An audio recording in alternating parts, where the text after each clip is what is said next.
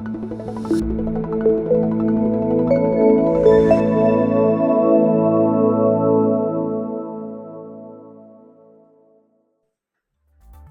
everyone, this is Anivesh Bajpayee and I am here to talk about on a very critical issue which is arising of conflict in each and every organization.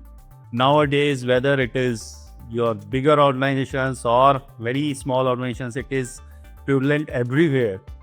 And the impact is hitting organizations like anything.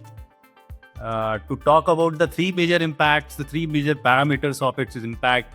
First, you would see a decline in productivity of the employees, and that decline is as much as 37% to 40%, right? So when this productivity is going down, employee, their focus is more on that tension which is creating from that, which is arising from that conflict. So that decrease is happening there. Second thing which is impacting on employee performance across the employee due to complex situations across the organization is the employee replacement. Employees tend to leave their organizations due to conflict situations, getting overwhelmed.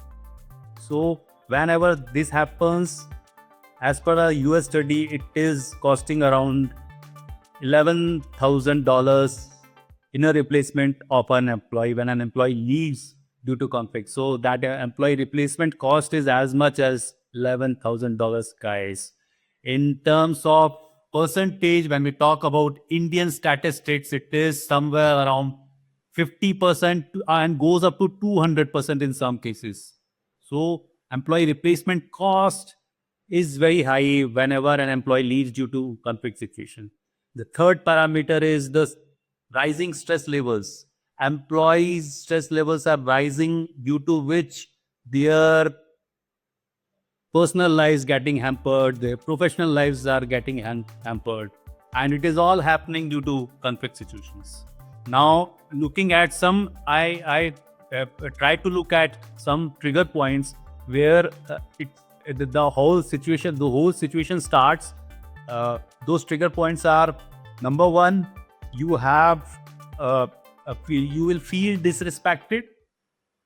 You would not be a part of brainstorming sessions. Your suggestions, you would feel, you would suddenly started feeling that your advices, your suggestions are not being honored. You tend to feel ignored in the critical meetings. Then number two, it would be your micromanagement. You will be observed minutely. You will be asked questions on each and everything what you are doing. So that would also trigger your conflict instincts.